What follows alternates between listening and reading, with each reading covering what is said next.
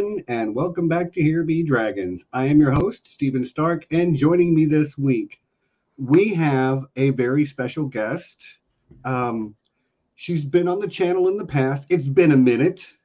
I get it, you're a busy person, but you did a lot of Expanse coverage with us back in the early days of the channel. Which was great. We're both big Expanse fans. It's awesome. But everyone, please welcome Maester Merry. I'm sure most of you know who she is. You've been a staple in the A Song of Ice and Fire fan community for many years now. But I finally got you we finally found a weekend where you could sit down and we could have the I Know That Nerd talk with just you, which is fantastic. Because I've been wanting to get you to do this for a couple years now, I think. But I also know how difficult it can be doing when you have youngins at home. So, hi, Mary. For those odd person or two out there who don't know who you are, why don't you tell them who you are and what you do in the fan community? Hi, I am Mary, aka Maester Merry on Twitter. I am half of the Learned Hands podcast, which is a podcast that looks at A Song of Ice and Fire and sometimes Game of Thrones through the lens of legal analysis. And my wonderful, brilliant co-host Clint is in the chat. He is the other half of Learned Hands. Clint has been a guest on I Know That Nerd in the past as well. That's right. So that's my main deal. Sometimes I'm around on Twitter, other times I'm not. Wrote a really long essay about Jon Snow once. One day I'll get around to writing something about Arya. We'll get there. Clint says you're really more than half. I don't know about that. I think that this whole fractions. I'm not very good at fractions. We won't him being there. Fewer than half. I love that, by the way. Thank you, Clint. Very, very good. But yeah, I knew you originally from just bumping into you in various live stream chats on other people's channels, and then you had your own YouTube channel for a little while. It still exists. I just don't do anything with it. So right, yeah, it's still out there. I think I'm still subscribed to it. It's been a minute, but you have a full blown podcast with a collaborator. And by the way, if you guys haven't checked out Learned Hands podcast, it is excellent. They're very smart. They're very funny. I am not a legal person, and yet I can still follow what they're talking about. So it's real nice. It's real nice. And while we're on the subject of your podcast, I want to say I have always admired that you and Clint took it upon yourselves to you have a group that you can we'll say an exclusive group you can join where you have access to the Westerosi Bar Association Slack group, which is full of wonderful people, by the way. You have curated a very excellent group of lovely human beings in there, but the access to that money doesn't even go in your pocket. It goes, you get in by making contributions to legal charities, which I think is just perfect. I've always really admired that you and Clint do that. I don't do that.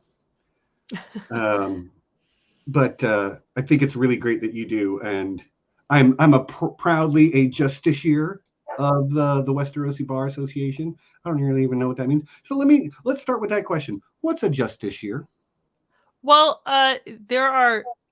we have had long debates about whether it's justiciar, justicar. I like to say justicar because it sounds like justicar, which is funny. I like it. But that's it's a term that they use to refer to people that dispense justice in A Song of Ice and Fire. And we thought it sounded nifty, so we picked it. So justiciar, justicar, it can mean whatever you want. You can pronounce it however you want. Just, be justicar responsibly. Dispense justice in a way that is good and not terrible. I love that. So I usually like to start kind of at the beginning, and this is about getting to know. What are you drinking, by the way? Is that a White Claw?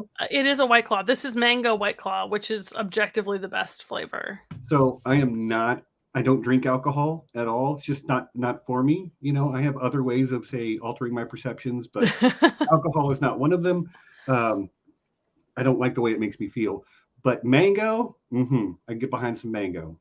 So my energy drink of choice is the Mango Monster, which is quite delicious.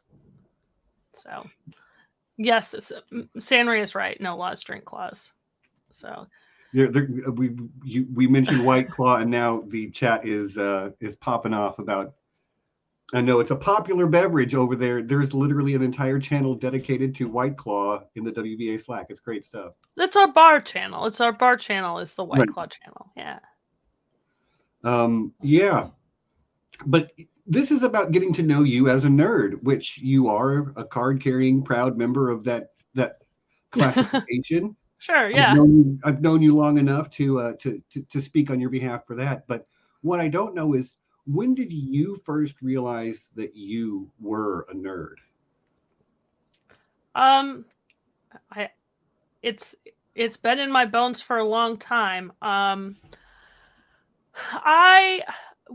I was in like maybe the 6th grade, and I don't know how many people know this story, but when I was in the 6th grade, I was very into Pokemon. Now my kids are very into Pokemon, and they had like the 25th anniversary of Pokemon, which like blew my mind. But anyway, when I was in the 6th grade and I was very into Pokemon, I had my own Pokemon website that was called Pikachu's Place. You could go to pikachusplace.com and find my website. And I wrote silly Pokemon fanfics, and I was in it must have been like a GeoCities forum. And to me, my nerd consciousness was raised then when I realized that there were other nerds that you could connect with through the beginnings of the World Wide Web. So I would say then in the 6th grade. And it was Pokemon. And it was Pokemon. I mean, I liked nerdy things before then. Like I read, I liked The Lord of the Rings and The Hobbit, and but Pokemon got me into anime more broadly. So, there you go. Yeah, there you go. And I mean, that's a fine place to start. Pokemon. It was the Pokemon. Was it the card games, or was it the cartoon, or? It started with the anime, and then I also got into the card games and the video. No, it probably started with the video game. It might have started with the video game, because I definitely had the yellow Pikachu Game Boy.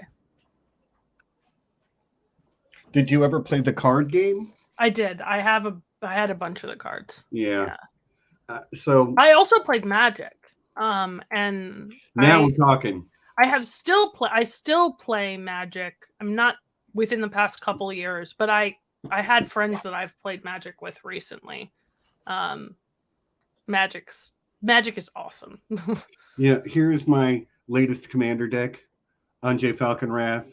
Very nice. Very nice. Yeah, I'm behind. I'm like at least 4 years out of date on anything. So yeah. We're getting F's in the chat for GeoCities right now. I have no idea about GeoCities. That's what I was literally trying to type. That I have no idea what happened to GeoCities. And someone also mentioned Angel Fire. Yeah. Yeah.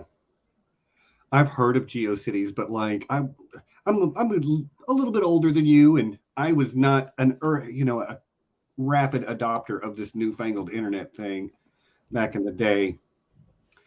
Did you have AOL Instant Messenger? Because I did. Chat, that was the other thing. So you would meet people and the forums, and then you would get their AIM chat, and you would chat them on AIM, and then also ICQ. I don't know if people had ICQ with a little flower app, and those are the early days of the internet for me.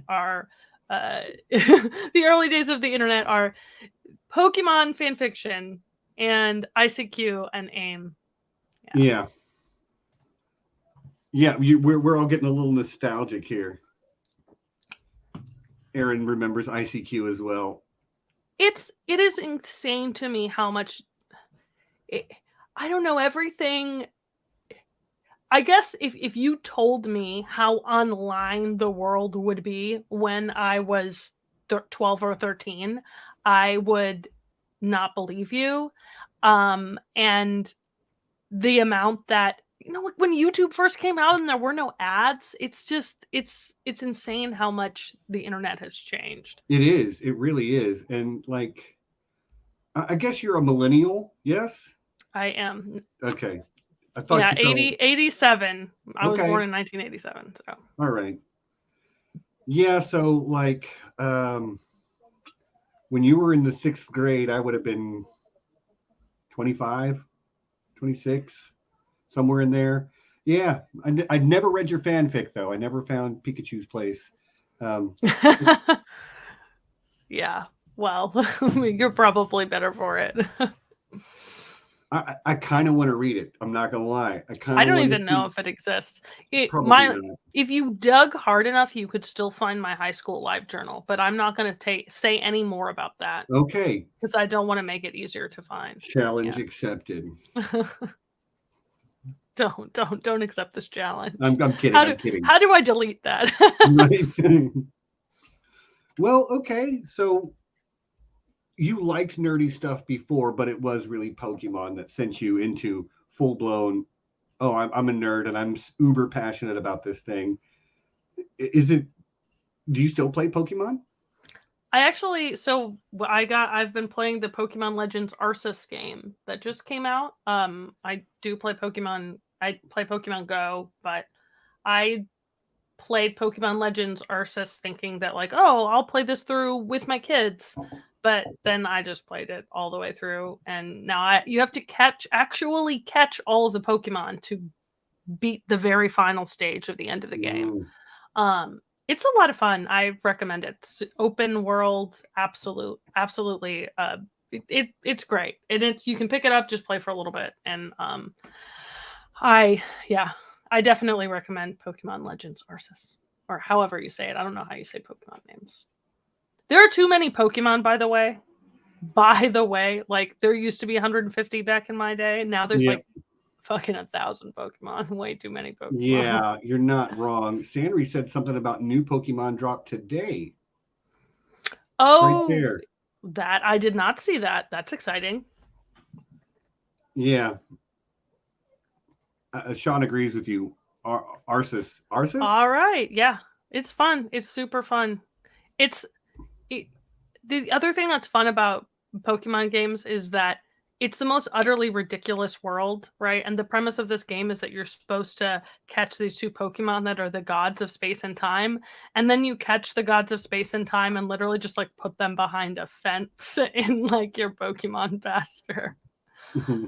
And then like your gods of space and time they just die fighting like a random equivalent of like a low level Pokemon randomly. It's great. I love it. Right on. I've played a little bit of Pokemon in my day. I learned to play the card game because that's what my kids wanted to play. I'm an old school early adopter of Magic the Gathering, but I did learn to play the card game, and it's such a, like, I did not come to that game myself. I came to it for my children, but I can't wait for the day when one of your kids comes to you with your Pokemon cards and says, "Mom, can you show me how to do this?" I'm excited for, because my kids are 3 and 5. I'm excited for them to learn how to play games because I like playing cards with my parents. I like even, stupid board games like Trouble. So I'm excited for them to learn to play games. I bought them Pokemon Junior Yahtzee off of eBay, the like edition from 1996 or something like that, wow. or 1999. And so we've been playing Pokemon Junior Yahtzee. So as a big gamer myself, I feel that like it was a great day for me when my kids wanted to learn how to play games with me, I want it to happen, and they're a little too young yet, but yeah, we'll get there. Your oldest is getting there. close, not quite. Yeah, you got a couple of years yet, but he's getting there. We broke out the Monopoly, and that was a trial. Don't recommend Monopoly to 5-year-olds. No. Monopoly is terrible. I'm sorry. It's just a bad poorly designed board game that nobody knows how to play correctly. Okay, I'm not going to go. People do play Monopoly wrong. I agree. People play Monopoly wrong. Where that's a card carrying nerd area, and I get mad that people play Monopoly wrong. But yeah, don't put money on free parking. Don't do it. Money needs to come out of the game. Just saying. Anyway, I'm off my soapbox about Monopoly. One of the things that I know that we have in common is that we are both very big fans of Star Wars. Yes, we have talked about that at length on this channel. Yes, we have. I have since watched, I think since the last time you were a guest, I have seen all of the Clone Wars and all of Rebels. And we're probably going to do the Bad Batch really soon. And I can't say this enough. Those shows are great, by the way. Part of it, like John wanted me to watch them as well, but like the way you are so effusive about the way you talked about characters like Ahsoka and eventually Kanan, because I love Kanan. Kanan's great, yeah. Like I just was, yeah. So were you always a Star Wars fan, or is that something you came to later? That's what I watched it with my parents growing up, and then the prequels came out when I was in high school, and so I was just talking to my husband about this. You can't ever recapture the same the way you feel about like a character or a series that you saw it for the first time when you were 16 and it was amazing to you. And people will make fun of Attack of the Clones mercilessly. I saw that movie in the theaters 4 times. And, you know, my first, well, not my first, but one of my first celebrity crushes it definitely was the, well, I'm trying to think of the right way to put this, but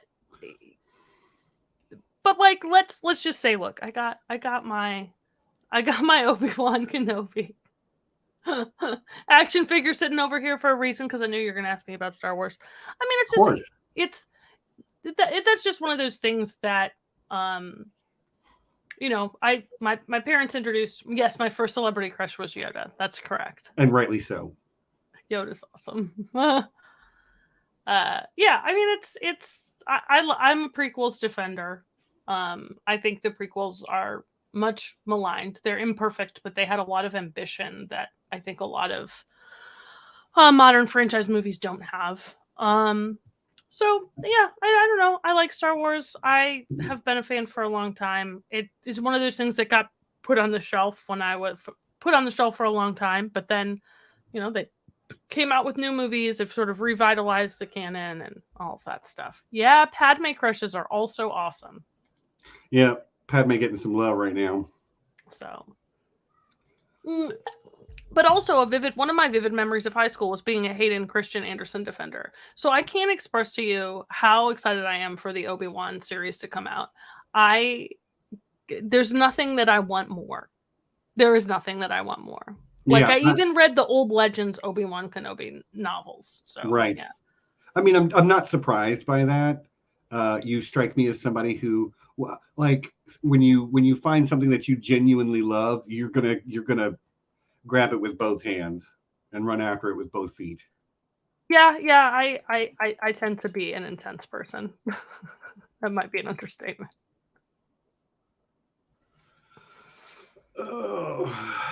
The prequels have some of the most fun fights, Micah says. Do you have a favorite lightsaber duel? Right. And why is it Darth Maul, the Darth Maul one? I like Darth Maul, but it's Anakin and Obi-Wan is my favorite. Anakin and Obi-Wan at the end of Revenge of the Sith is my favorite. Okay. Because of the emotion. There's not the same level of emotion in the Darth Maul fight, which I love. Now, the Ahsoka Darth Maul fight from the Clone Wars animation is also very, very good and up there. Yeah, that finale. Or no, the finale was versus Vader, wasn't it? Well, there's no Oh, that's in Ahsoka. Rebels. That's in Rebels, yeah. Okay, yeah, But I've only seen the series once through at this point, but I do remember being kind of blown away by that fight, that lightsaber duel. It's pretty epic. It's very good. I have rewatched the last 4 episodes of Clone Wars like 4 or 5 times. It's so good. So, I mean, so Clint is saying that his favorite fight is Luke and Vader and Jedi, which is also very good. It's very good. It's what I was saying before. You just can't recapture the same. I don't know. I'm old. I'll never have the same level of joy that I had looking at something as when you're 16. You just don't. You don't look at the world in the same. You don't look at the world in the same way. Yeah, your lens is very different as a 16-year-old for sure. Yeah, it's just things don't have the same amount of wonder, which is one of the greatest things about sharing things with your kids is they get to look at things through fresh eyes with the amount of wonder that's really difficult to have as an adult. Right. And you've passed that on to your kids now, because I've again, I don't want to talk too much about your children. This is about Mary, but I love your kids too. They're so cute. They are pretty cute. Yeah, and I'm sure you're sharing your Star Wars love with them. I know they're big Star Wars fans. Yeah, I mean, so they're kids. They go in phases from like what they like. They're very into Jurassic Park right now. Which is another thing that I saw when I was very small, and I will always love that first Jurassic Park movie. So Peadar asked, "What do I think about Darth Jar Jar theory?" Yeah, and this is one of those things where even if it's wrong, I don't care. It's just like such a fun theory that it doesn't matter it doesn't matter whether it's true or not, because it brings me joy. That is my opinion on it. I share that opinion. I think it is real. I think that was the intention originally, and then the fan backlash to Jar Jar made George really shy away from utilizing him in the way he originally anticipated, which was as Darth Jar Jar. I mean, it's great. Clint's talking more about Luke and Vader and Empire, and look, Empire Strikes Back is it's the best Star Wars movie. Thank you. And the Luke and Vader dynamic is it's like the beating core of everything that comes before and after in Star Wars for me. So I mean, there's no for me, there's no arguing with that. And like, if you were to ask me what I think the best scene in all of Star Wars is, like, that's probably the best scene in all of Star Wars. But it's all so subjective. And we love what we love. Right. We can't help it. Like, that's my favorite movie of all time, which it probably shouldn't be, but I don't care. It is. It's that thing from my childhood that I really latched onto, Favorites are favorites, right? And I mean, I don't know. I am not a cinema person, and I'm not calling John out by saying this, but there are some people that are very much, well, no, it takes all different kinds of people. Like, I am a big nerd about, like, I don't know, like how people write legal briefs, right? But I'm not that way about movies. Like, one of my favorite movies of all time is Armageddon. Okay? Like, I love action schlock. And no one can ever take action schlock away from me. Right. So it's not, I don't care that it's not good. Like, I don't care that it's not whatever a movie is supposed to be. I just like action schlock. And if you don't like action schlock, that's fine. Because I get it. You have better taste than I do. It's Oh yeah, fine. we all have. They're called guilty pleasures for a reason. We all have them. Like, and you know, like, if you want to get me canceled, be like, yeah, Mary, her favorite movies are Attack of the Clones and Armageddon. I don't care. Armageddon has a pretty killer soundtrack. It's fun. You know what? I'm gonna go one further. Steve Buscemi is hilarious, and the Russian dude is also just so freaking funny. Like it's a fun movie.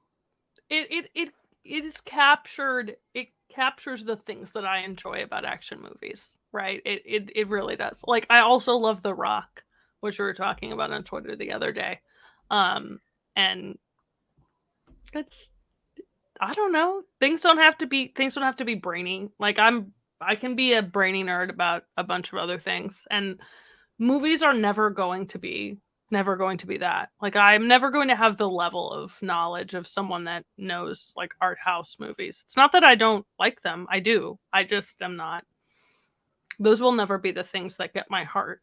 And I feel differently about books, but anyway. Right.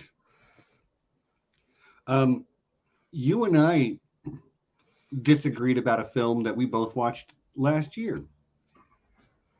Okay. Something Remind me. Dune. Dune's fine. It was soulless to me. Okay. And the book is good. There's a lot in the book that is and you know, I don't dislike it because I'm a purist of the book. And so that's not the reason that I dislike it. I just felt like, I don't know. It wasn't for you. I loved it, but it's not bad. It wasn't that it just, for me, it didn't, it was not emotionally, I was not emotionally into it. And I only watched it once. Like, I could change my mind if I watched it again. Like, I didn't, it just didn't do it for me. Laura says somebody needs to check on John once this Dune's over. Yeah. Does he also love Dune? Yes.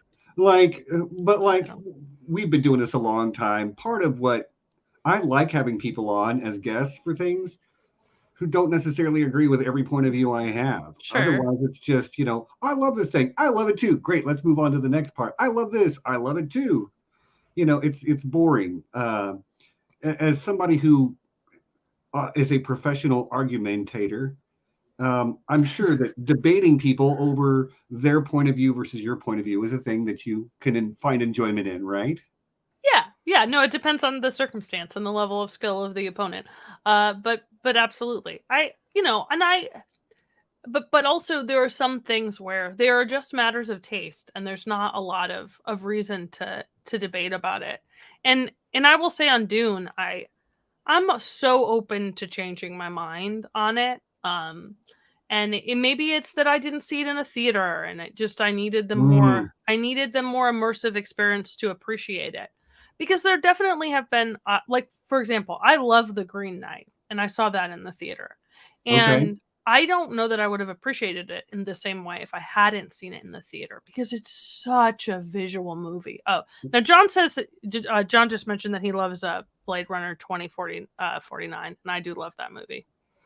I do like Blade Runner, so we can agree on that. But so you are a little bit of a film buff. I maybe just not an aficionado. I don't. It's not a. I recognize that there are so many other people that know a lot more about movies than I do. And I love movies. I just don't. I'm not a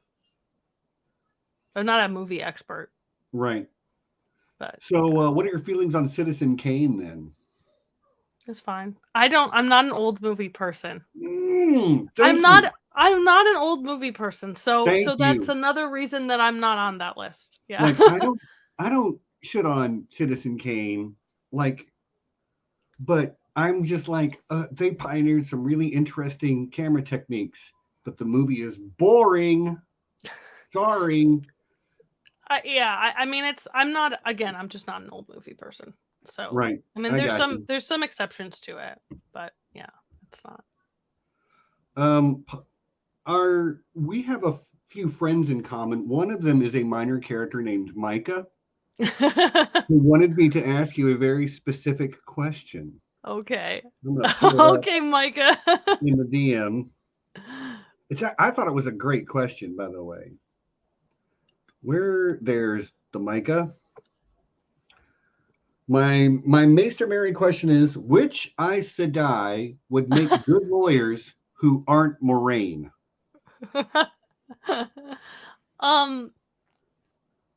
Look, Varen would be a good lawyer. I stand Varen Sedai. Varen would be a good lawyer. I think most Aes Sedai would be good lawyers. I, in fact, think that the point of Aes Sedai training, so to unpack this is a question about Wheel of Time. Yes.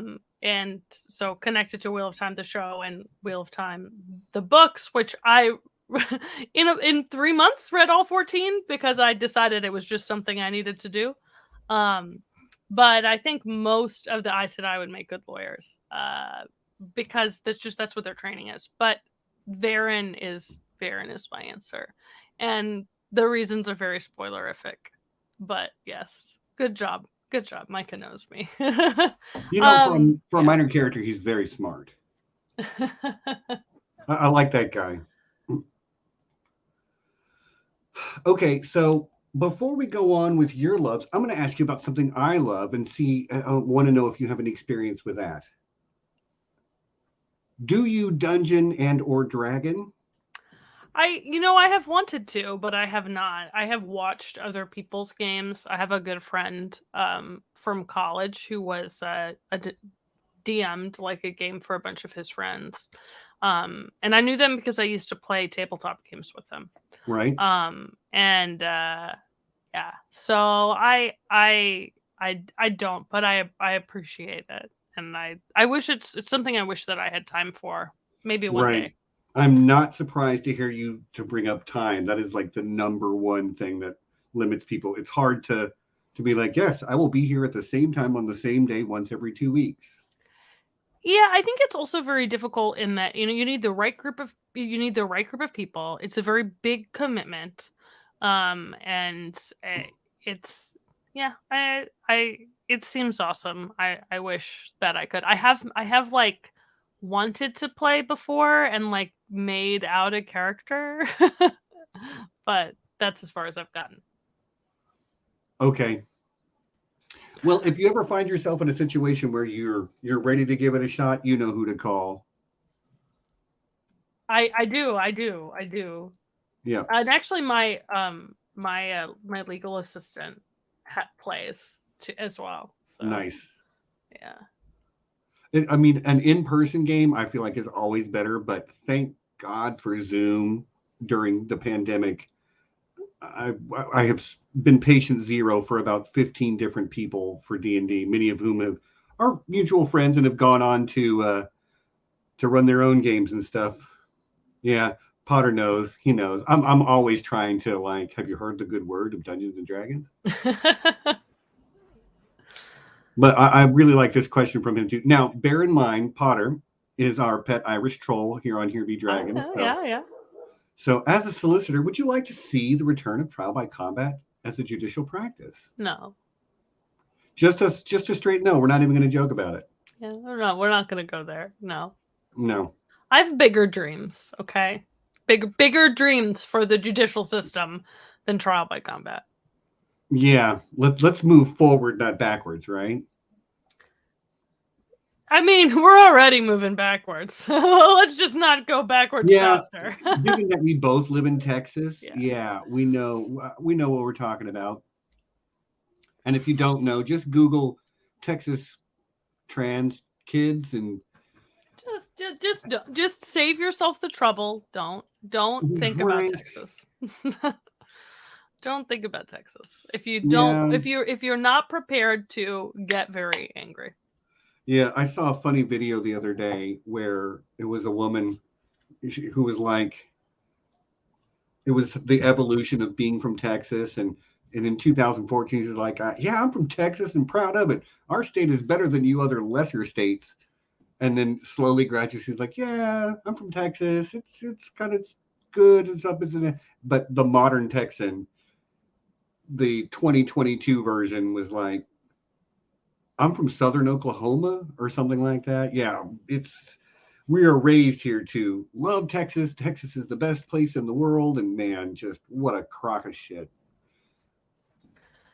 But if you want to make a positive impact in the world, make a legal donation to a transgender defense fund, and you can too become a member of the WBA Slack as well. That's right.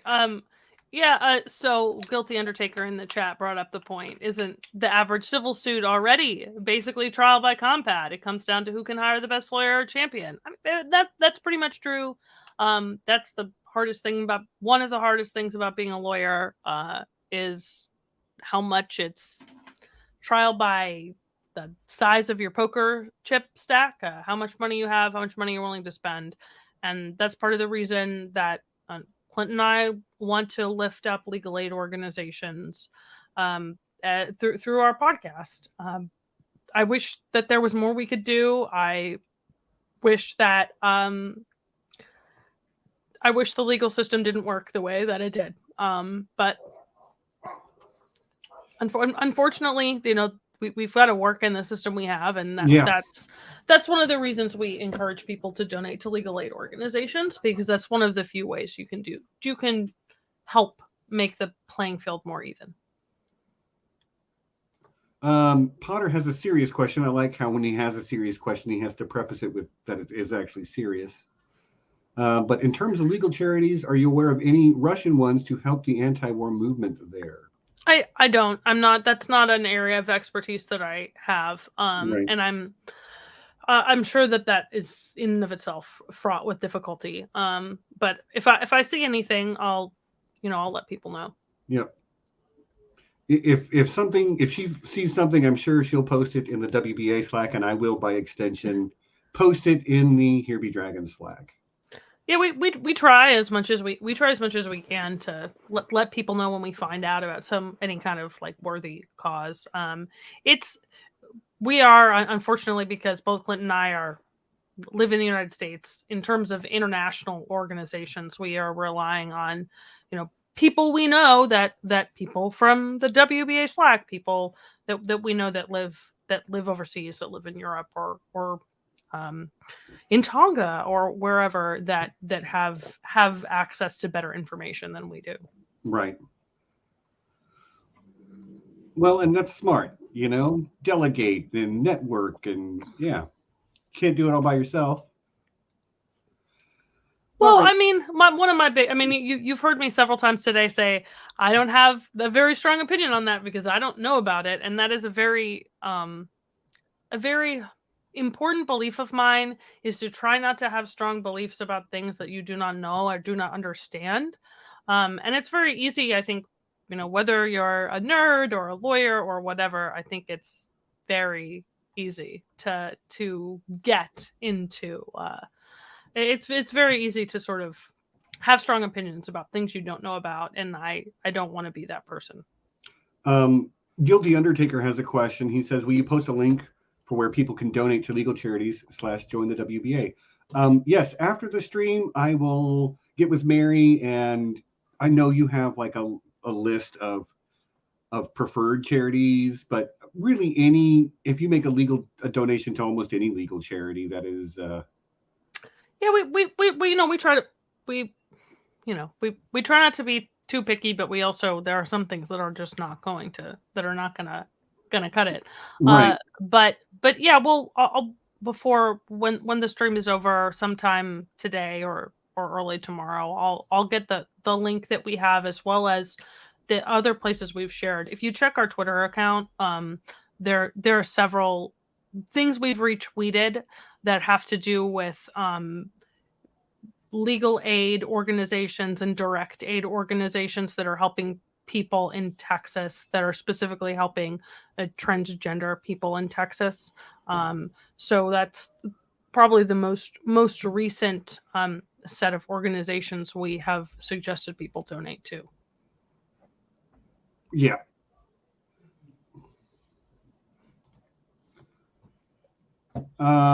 Lefrenick, I'm not sure how to say your name, my friend, but thank you for coming. Mary, have you thought about doing a real world law/social justice podcast in addition to the A Song of Ice and Fire one? Yeah. Have I thought about it? Yeah, I've thought about it. I don't know that I've gotten past thinking about it and where would I have the time.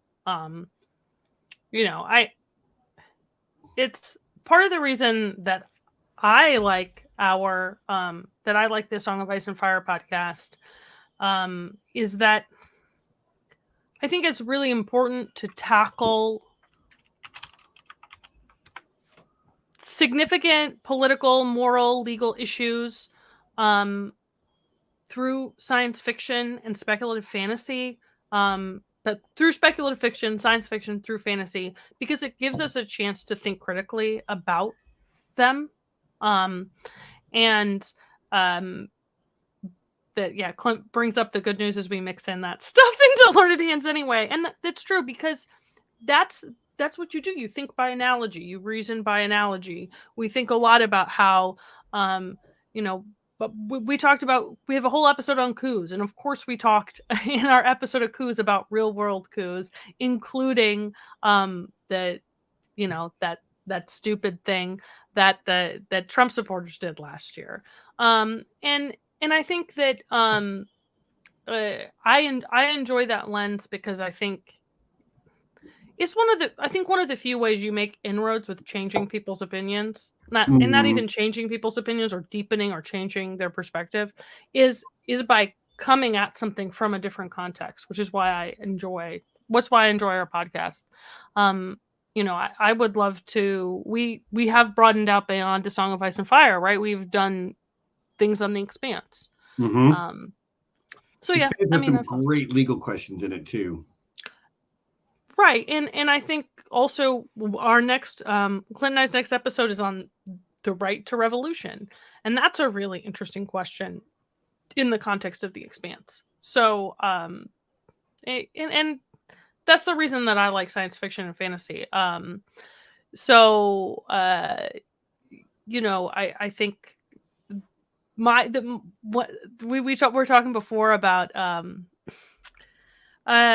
things that we remember from like our adolescence being important, right? Battlestar Galactica is the thing that like awoke me to how much science fiction can like make an impact on how you think about real world issues, because the reboot of Battlestar Galactica was very much something that questioned how the United States was approaching the war on terror, and Ron Moore was like very, very explicit about how he wanted to do that.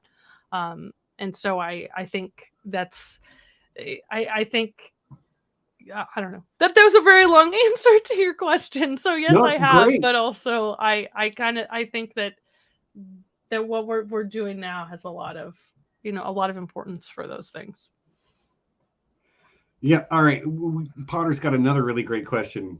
Which of the Song of Ice and Fire villains would you most like to be a part of the prosecution for, and conversely be part of the defense of? Or Expanse alternatively, apparently. So I would like to prosecute Tywin. Unfortunately, he's dead, but fuck Tywin Lannister. So absolutely Tywin. Who would I like to defend? I mean, Jon Snow. If I wanted to take up a hard case, I think it would be fun, like in an intellectual way, but like maybe not in a moral way, to be on like Cersei's legal defense team. Oh, okay. Fun challenge, as it were. But also like Cersei does truly get a bad rep for shit that's not her fault. You're right. Someone that's in the WBA Slack that's changed my thinking a lot on Cersei is Rohan. And there's a lot to appreciate in her character. And again, that's a testament to how well George has written A Song of Ice and Fire, that someone who is like obviously a villain, like not a good person. I'm not telling you she's a good person, but she's put in a lot of situations that are unfair. Yeah, Clint thought I was going to say Jamie. No, Jamie doesn't. It's not intellectually interesting to defend Jamie, and right. It's not in the same way. But definitely Tywin. I'd like to just to be on the prosecution side. Yeah, definitely prosecute Tywin. This mother, yeah, I'm with you. No one else comes close. Like, I don't know. Like, maybe like it might be interesting, the original Aegon the Conqueror, to like take him to court for like unjustly conquering Westeros. That might be good too. Yeah, there's a whole ball of wax there. I'm not a lawyer, so I'm not prepared to have this legal argument with you. But right of conquest is a thing that has been recognized throughout time. Maybe not as much in the modern world. Yeah, we talked. We have an episode where we talked a little bit about that. I mean, yeah, but just because it's recognized doesn't mean it's right. That's a whole different question, which is actually going to circle me into something else. You and I did a panel. We're on a panel together at Con of Thrones in 2019. The last Con of Thrones, the one in Nashville. So long ago. Yeah, it's been Nash Vegas.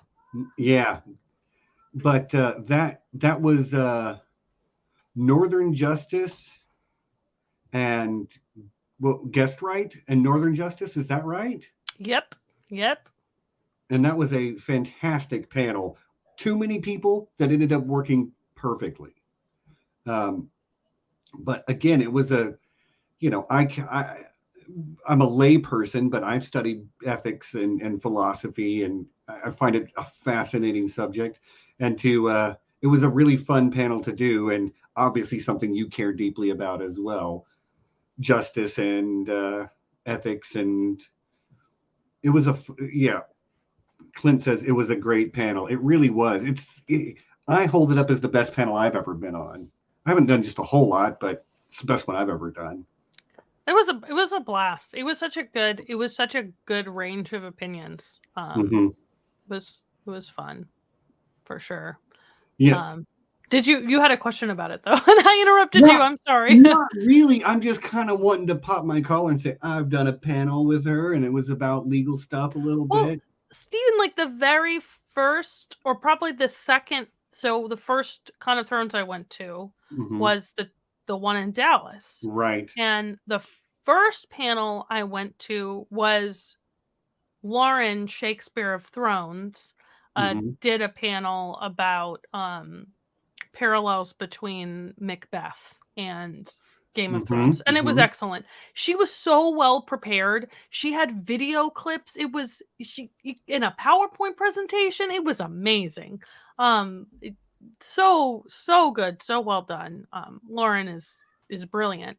But the second panel I went to was you doing a panel about ethics in Game of Thrones. And I don't remember the exact topic, but I know that it was your panel. Pretty sure it was Ned Stark is not as honorable as you think he is. Yeah. It was fun. That was that one was my baby. It was the first panel that was ever my panel, quote unquote. I was a guest on a couple others, but I loved that one, by the way. Thank you for reminding me of it. It was a lot of fun to do. And speaking of convention, we're going to be hanging out here in about 2 months, I believe. I know. I'm excited. So excited for Ice and Fire Con. Several people in the chat, including Kate and Aaron, will be there. I'm not sure if Blue Lemons is going to be there or not. Jess is going to be there. So yeah, we're going to have Ice and Fire Con is coming up in April. I don't know if there's still tickets, but like if you want to come hang out with us, check that out, Ice and Fire Con. Yeah, I'm excited. It's a blast. It's a very good vibe. And I'm excited. I'm excited to go. Yeah. And another thing, so when I started this channel originally, it was just my name. Stephen Stark was the name of the channel, when I started making content about almost 3 years ago. And I did it that way for about 8 months. And then I was like, I want to rebrand. I don't want the channel just to be me. I've got regular co-hosts. That's why Jon and Nessie are my regular co-hosts now.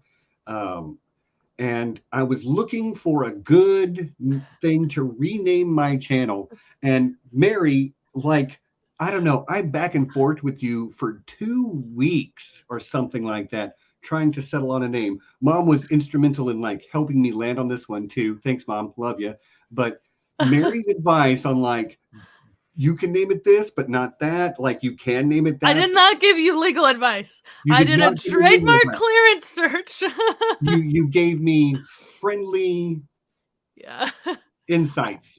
No, I remember that. So yeah, for those of you that don't know, in real life, I do trademark and copyright and a little bit of patent law. And so it is actually a very intriguing sort of intellectual question. What is a good name for your podcast? What is a legally protectable name for your podcast? Right. I'm not going to offer an opinion about whether or not Here Be Dragons is a good or bad name, but but it is. I am not your lawyer. Yeah, I never say you are not my lawyer. But it is very. I remember that conversation, and I'm glad you picked this name, and I'm glad that it's always. I'm glad that you went with and that you have this channel that is not focused on only A Song of Ice and Fire. That you have this name that encompasses all these different fandoms. It's really cool. Yeah, but I will always be thankful for the friendly sounding board that you were back then. Not giving me legal advice, just giving me like friendly thumbs up. Friendly advice. Right. Yeah. No money has changed hands. I have not retained her services. But yeah, like I will always be appreciative of you for that, because I went through, I don't know, dozens of different ideas for names. And when we talked, you're like, well, I like this one better than that. We'll just go with, I liked this one better than that one. And I'm really happy with what we landed on, but you're always going to be a part of that. You're always going to be a part of that. And we also will always have the VFW crew. Oh my God. From Con of Thrones. Yeah. Which was very freaking weird. That's what VFW stands for. It's so whenever you go to a convention to meet all your friends, you never know what to expect, right? Is it gonna be weird? Is it gonna be awesome? Is someone gonna show their ass? Like these are all possibilities. And the thing is, if you go to a con, somebody's gonna fall into every one of those categories. Just about. Yeah, like Mary's gonna throw White Claw on her microphone. Anyway, yeah. I'm sorry, everyone. It's your microphone. Do with it what you want. I'm just worried about how loud it is. But yeah, like that was one of the greatest weekends of my life, and we hung out like not a lot. We were all over the place, but like there were a few key moments, and you're always going to have a special place in my heart from a few key moments, some that don't get mentioned in It was, that was an interesting time. It was an interesting time. Yeah. Interesting time. That's a good way to put it. It's an interesting time. Yeah. Clint says someone always shows their ass. You are correct, sir. It's always someone. Just don't let it be you. That's the number one rule. If you have not been to a fan convention, the number one rule is do not show your ass. Right. No, literally, there might be a situation in which you could show your ass without showing your ass. Right. But I mean it in the metaphorical sense. Right. In the like we're Southern, showing your ass, for those of you that don't understand the colloquialism, means letting your ugly side out, being an asshole. being socially unacceptable behavior. Clint said, don't be the main character of the con. You do not want to be the main No, character. you don't. Of the con. Yeah. I only know of one person that ever became the main character of a convention, and he's not here. They're banned from that one. They're banned from this channel too. Like never have I ever. So, next topic. On to a completely different topic. I'm not. There's one that I want to dig into that's going to take a little bit longer, but we're getting close to a halfway point. So, does anybody in the chat have a good question? Hold on. I can't let this go by. Whoa. Yes, Valdez says, Stephen with the Heavenly Locks again. Thank you. Appreciate you. They are also a law student about to graduate. Credit Learned Hands with memorizing good Iraq crack method on my drives to classes. I don't know what that means, but I assume it's awesome. So issue, rule, application, conclusion. That's what Iraq is. I think crack is conclusion, rule, application, conclusion. I think. I don't know. Okay. But they're they're formats for like how to write a legal argument. So if you're familiar, Stephen, you like philosophy and logic, so you're familiar with what a syllogism is, right? Yes. So it's like the law version of a syllogism translated into how you would write a brief. So if you wrote something in Iraq, you would start by stating the issue, then you would give the legal rule, then you would apply the rule to your facts, and then you would give your conclusion. And so you can see how this is like a syllogism, where you're giving a major premise and a minor premise, and then your conclusion, but you also have to work into all of that. Well, what are the background facts and presenting the legal issue? So, but my gosh, new lawyer, best of luck with that. I hope that we have taught you well, and I feel the weight of responsibility on my shoulders.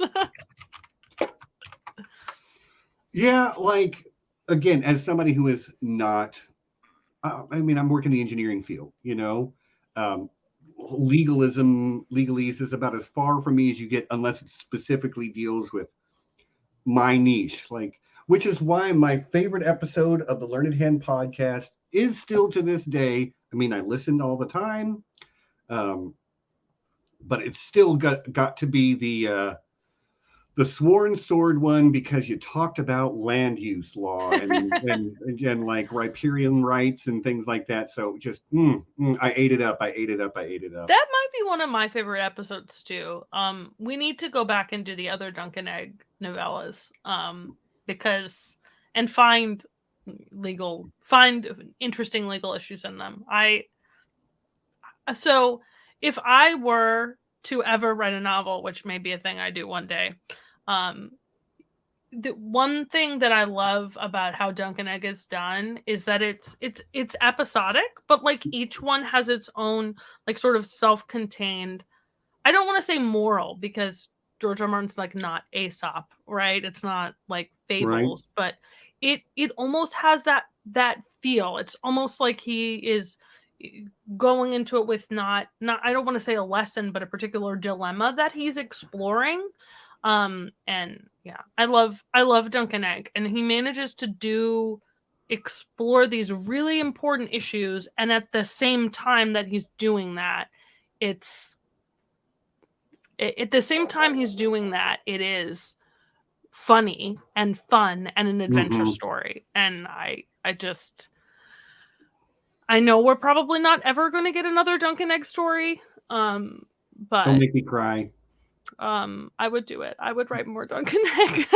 Dunk is my favorite character that George has ever written. I love that man so much. He is such a paragon of morality, maybe not ethics, but morals. I love that he's so good-hearted. I love it. Guilty Undertaker would like to know, will Learned Hands ever tackle smuggling or maritime laws or customs regulations or transport regulations in Westeros?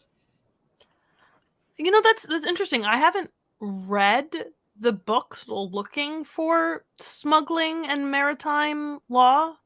I mean, other than that, we know Davos's fingers get cut off, Right. and we know that there are some. It's interesting. In our last episode that we're working on, which is on Fire and Blood, there's some really interesting stuff in Fire and Blood about how the import duties work and how the Maester of Coin and Maester of Laws are responsible for collecting, assessing, and setting import duties. And I think it's interesting. I think it would be interesting to do I don't hold me to this because Clint is going to be real mad when I say this. But if we did a law and economics episode, like what is the impact of how do law and economics work in the context of the Westerosi economic system, I think that could be really interesting. And the reason Clint's mad at me is that there's a whole theory of law and economics from people that we are not perhaps ideologically aligned with in the legal academy. Mm-hmm. You guys already did something, I mean, at least tangentially related to that with the, did George adequately question Tolkien on the Aragorn's tax policy? Well, it's a little bit different. Right. In that, like, if we think about how much law impacts the economic system, right? They're inexplicably intertwined because law creates the boundaries and sets the boundaries of what kinds of economic transactions are legal and illegal. And even think about, we were talking about Dune, right? Well, think about, is it under what conditions can spice be imported and exported? Like, who has control over spice? I mean, that's an example of something that has tremendous like legal implications, as well as story implications for Dune. And I think it's an example of one of the things we talked about in the Learned Hands episode on The Expanse was how much law is a part of world building. Mm-hmm. And so law and economics, law and world building, there's something that stories that are written really well, fantasy and science fiction, they have to address law in some way. Yeah, your world building is incomplete if you don't have a legal system. Well, legitimate salvage, right? Legitimate salvage in The Expanse. That is an interaction between law and economics because it's about who gets to own what under what circumstances in a very broad sense. Sorry, somebody's phone just went off in the hallway. Highway to the danger zone. It means my mom's boyfriend is texting her. I like Top Gun. Yeah, well, yeah, I like that her ringtone for her boyfriend is Highway to the Danger Zone. It's funny. I'm thinking of Top Gun, and now I'm thinking of the volleyball scene. Okay, I'll give you a minute. But is this a good mid-roll time? You know what? That's a perfect mid-roll time. Let's do that. So yeah, we're about halfway through. This is the part where I say, everyone, thanks for being here. This is YouTube, so hit the like button and please subscribe if you have not already done so. I would take it as a personal favor if you would do so. Oh my gosh. Hi, Phil. Yes, Danger Zone. I see you. And so yeah, please do the YouTube thing. We're trying to grow the channel slowly but surely. Also want to shout out our Patreon folks. We got 2 new patrons this week. So I'll save them for the end, but our Patreon High Council is led by our alpha patron, the fantastic, ridiculous Ed Tollett. Probably this guy right here, headed out from work right now. Drive safe, buddy. I know you listen on the drive home. That's why you don't chat in the back half of these streams, but here every week. We love you, man. Thanks so much. Our High Council also consists of Lord John Bronsteen the Wise and Sixto Sounds, aka JP the Axe Grinder. And they are supported by the nobility of the realm. Ryan Stavka, the Russian Quartermaster, Reflective Rambling, Arch-Maester Emma, Kate, Mistress of the House of Books, and one of our newest patrons just joined this week, Jared Kozal, Doctor to Dragons.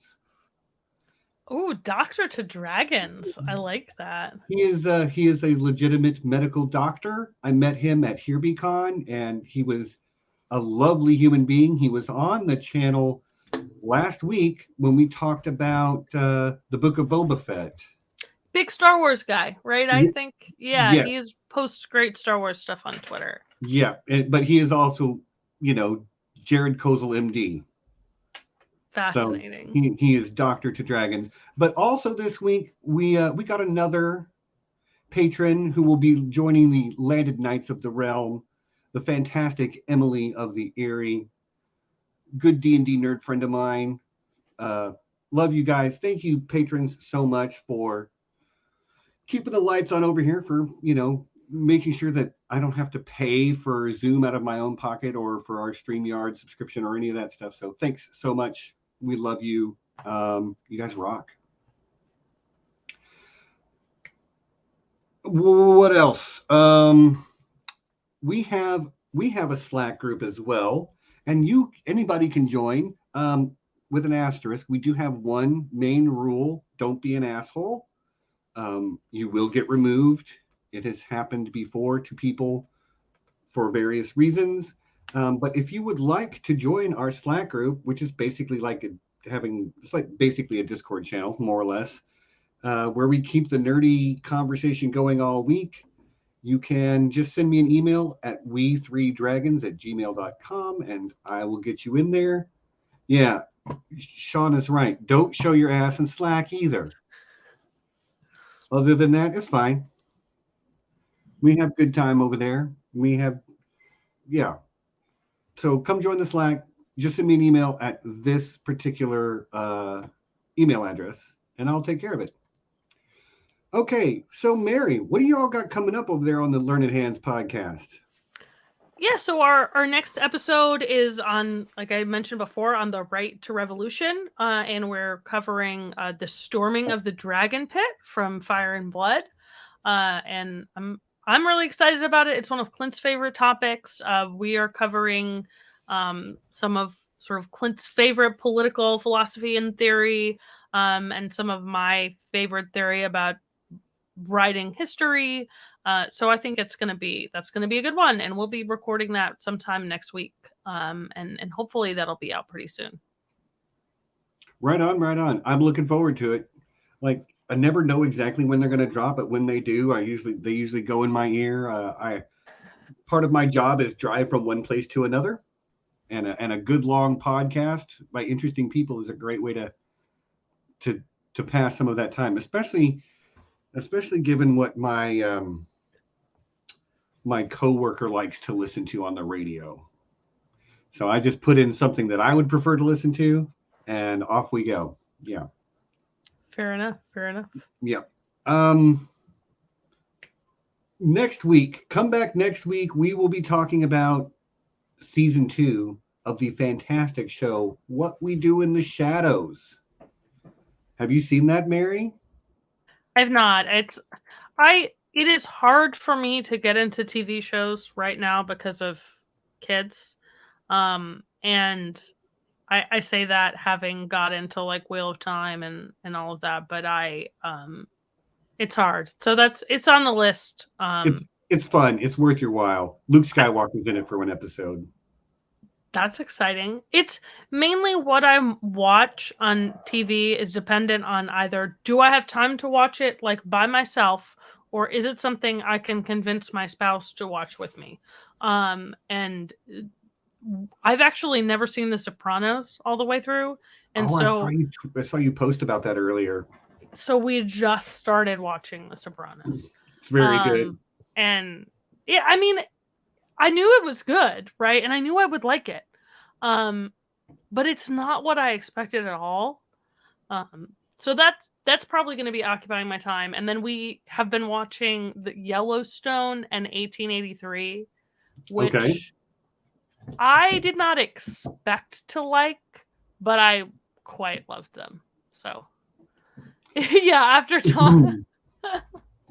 Yeah, Okay. Pot knows. He knows. Dude, what's funny? So the reason that we were able to watch Yellowstone in 1883 is because I had to buy a subscription to Paramount Plus so that my kids could watch Paw Patrol.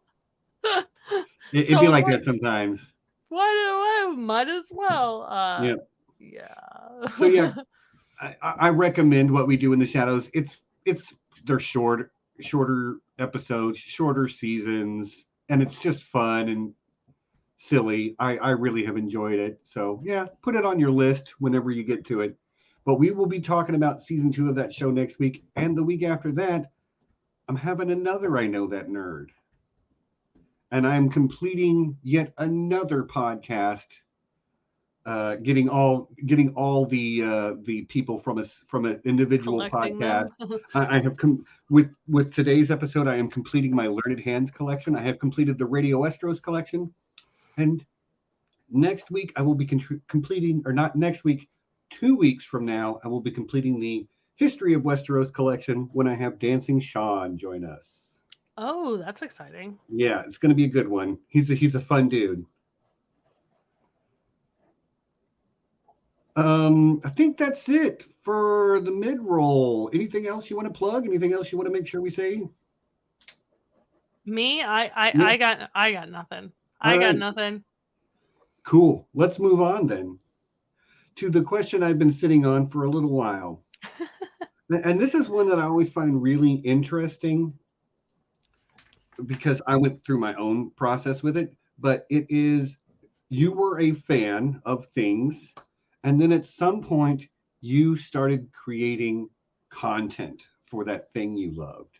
And there is an evolutionary process that happens along the way. What did that look like for you? You know, thank you, Clint, for I agree. The compliment. Yeah. I don't know about it. So I'll say someone basically told me, like, if you want anybody to listen to what you have to say, then you need to put it on YouTube or somewhere because people aren't going to read an essay, right? And I think that's kind of like BS advice. But I decided to make a YouTube.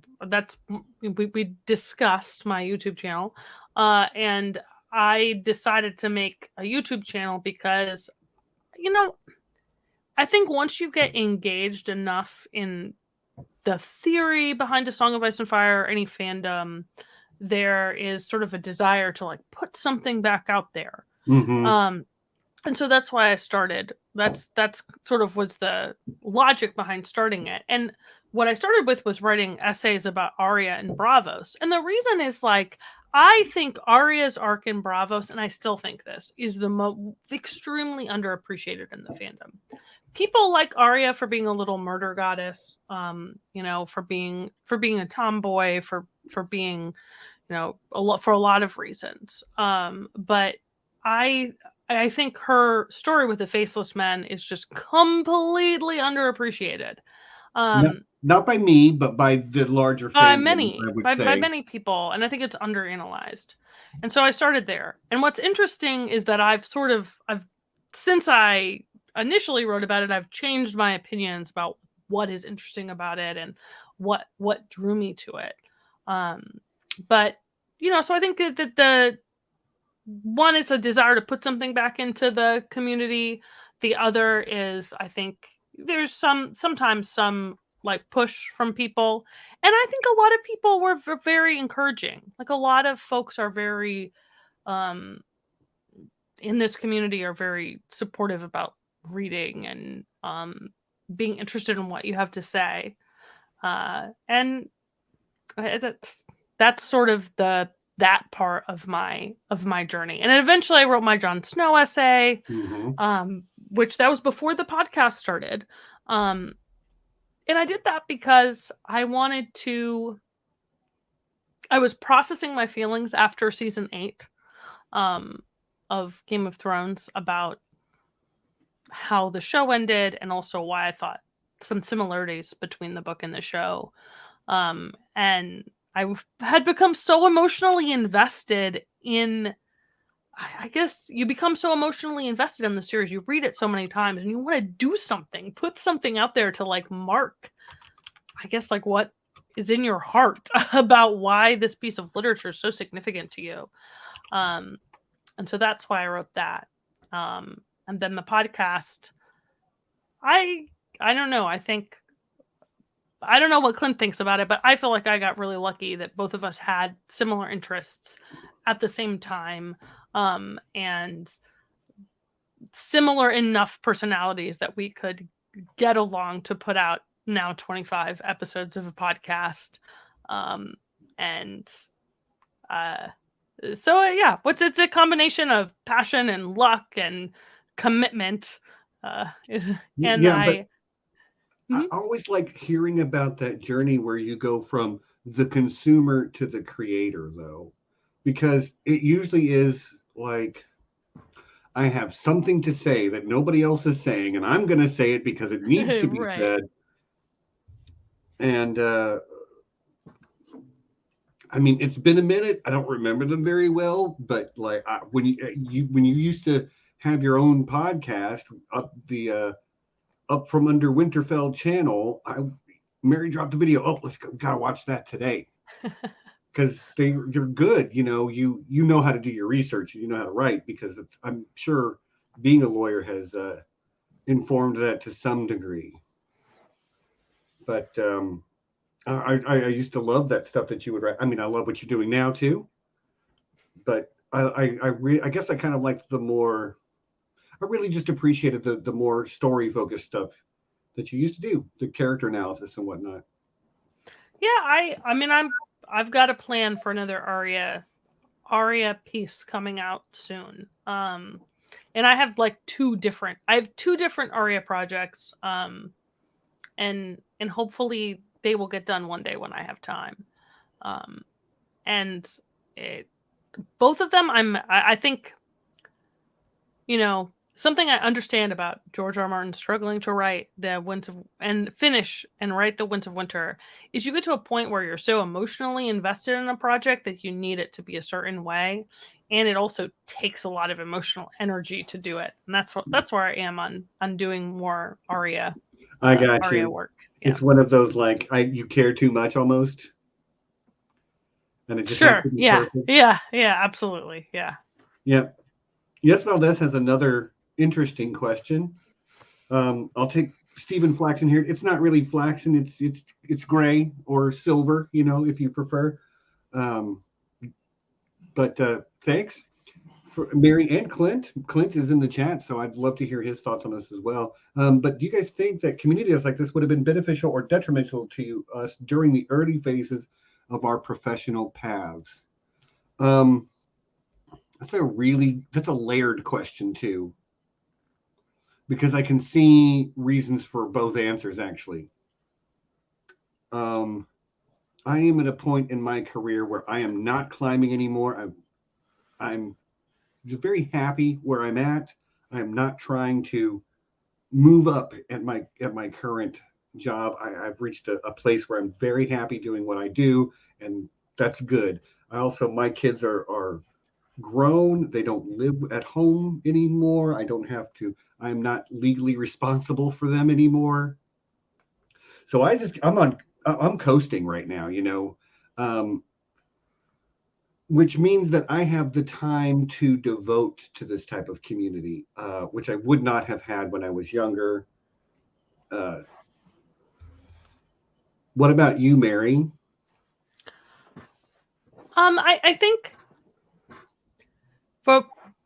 to talk specifically about as an attorney, right? With the exception of law school, I was always very involved in communities that were non-legal related. And part of that's because I never wanted being a lawyer to be my only piece of my identity. And I think that's really important. I also think that you need everybody.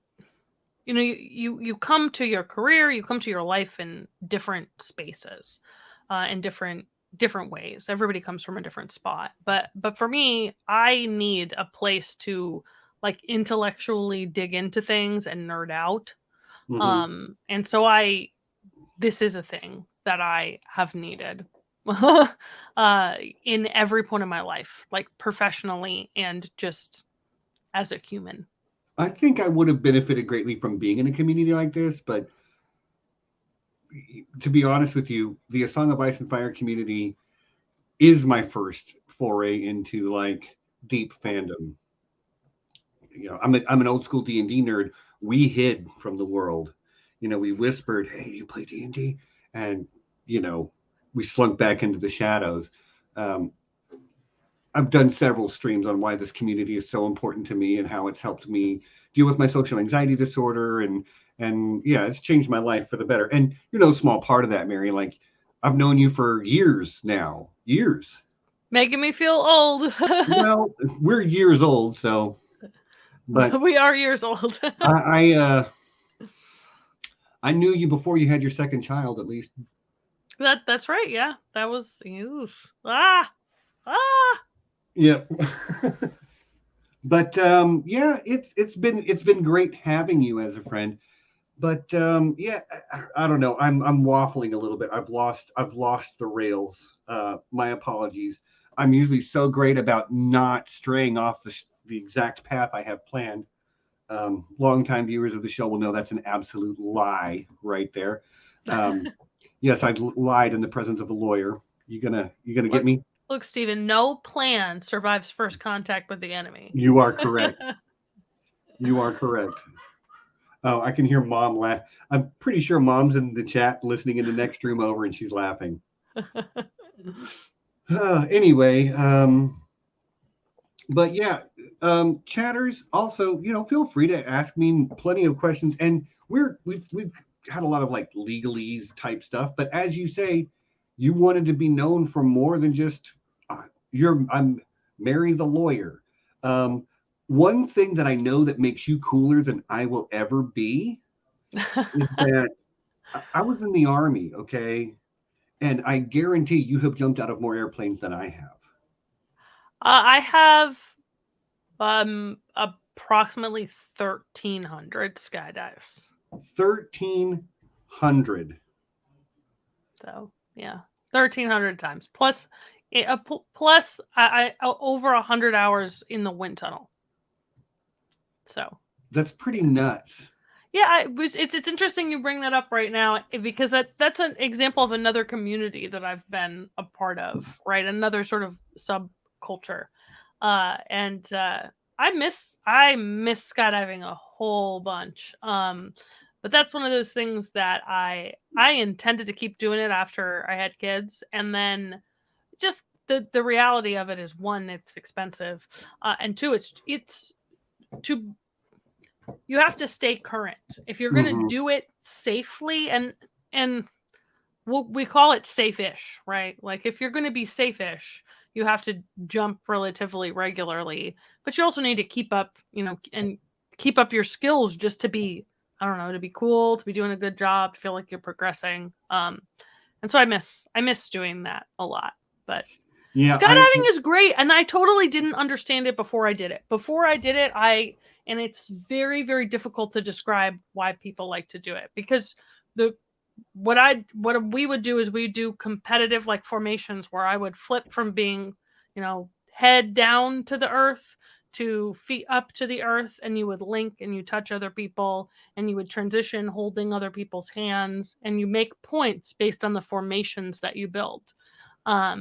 And that aspect of it was what I loved. Mm-hmm. Competitive, cooperative formation skydiving. That's right. Yeah. Wow. Sounds like a lot of fun. How old were Guilty Undertaker wants to know how old you were when you first skydived? I didn't start until my third year of law school. So I jumped between 2011 and 2017. So I would have been 23, 24 when I first started. Okay. Yeah, I'm sure there's quite a few L3s that would like to jump out of an airplane. Not all of them with parachutes, I would imagine. Parachute helps. And I did a wingsuit jump too. The wingsuit, those are fun. That would be so cool. It is cool. It is very cool. And I will say there's nothing I've ever done that's been as much of a confidence booster. Because Guilty Undertaker skydiving should be an Olympic sport. It is fucking cool and cooler than. There you go. Very cool. I'll throw it up on the screen. A resounding yes. Yeah, resounding yes. But I've never done anything that's as much of a confidence builder. Because to learn how to do this thing, and I'm not a particularly coordinated person. Like, I'm a determined person, but I'm not like. And I'm not like naturally athletically talented. But you are officially the coolest person Jess knows. Yeah, maybe once, maybe when I was 26. But I mean, it's awesome. Like, again, I've never done anything that has made me feel like more of a badass than. It's not just that you can do it and overcome your fear, but once you learn how to do it, like, I could fly on my back, on my belly, on my head. I could do somersaults in the air. And I had to cut away. I had to cut away my parachute multiple times to just save your own life by deploying your reserve parachute. It's cool. Yeah. I would do it. Sure, but like you've done it enough that you're just like, nah, it's cool. I've had to cut my own parachute and did backflips and stuff. Whereas I would be the guy like standing at the door going, I'm gonna go. Just give me a minute. But so you do something called accelerated free fall. Is when you're a civilian that learns to skydive, that you go through something called AFF, or accelerated free fall, and it's supposed to be 25 jumps. And the most important are the first 7, right? They're the ones where you're learning skills. The very first jump, you have 2 instructors that are holding onto your harness as you exit, because you have your own parachute rig. You're not. Right. It's not a tandem skydive where you're attached to someone else who's doing all the work.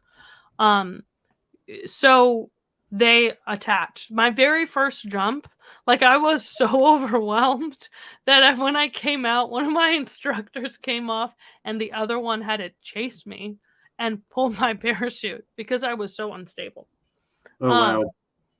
So, and you chose but despite that, I was like, no, I am going to do this. Like, I am determined to do this. I will do it.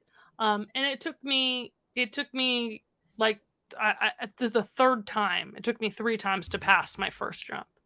And then once I did it, once I passed that first one, I progressed like a normal person, like not super fast or super slow. But I don't know. It was always a lesson for me about the kind of person that I am, which is if I'm determined enough to do something, I'm going to do it. And you're not going to stop me. You're not going to stop me from doing it. I will get this done.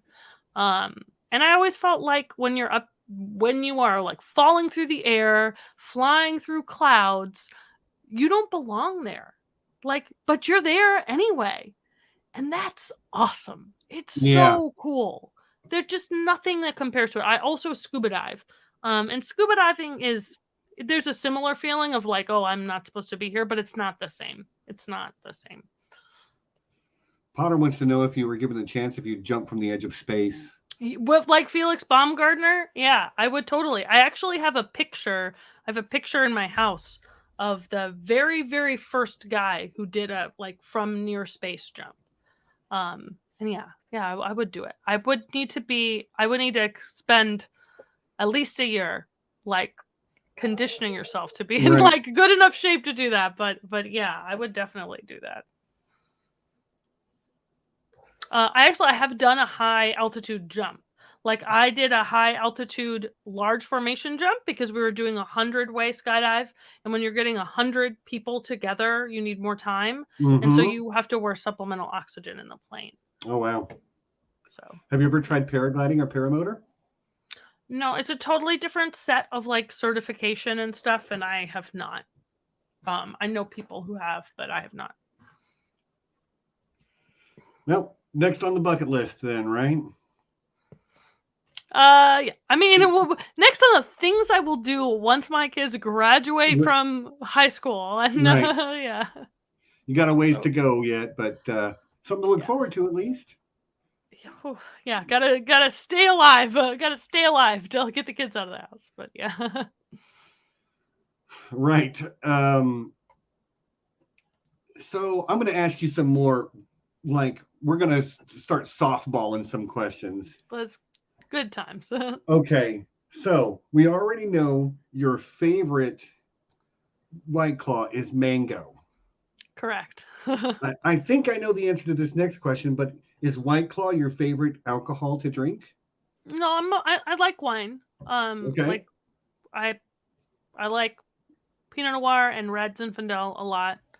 I also like Sauvignon Blanc a lot. I really, really like wine, but I can't. If I drank wine at 5 o'clock, I would be sleeping by 7. So. Okay, I got you.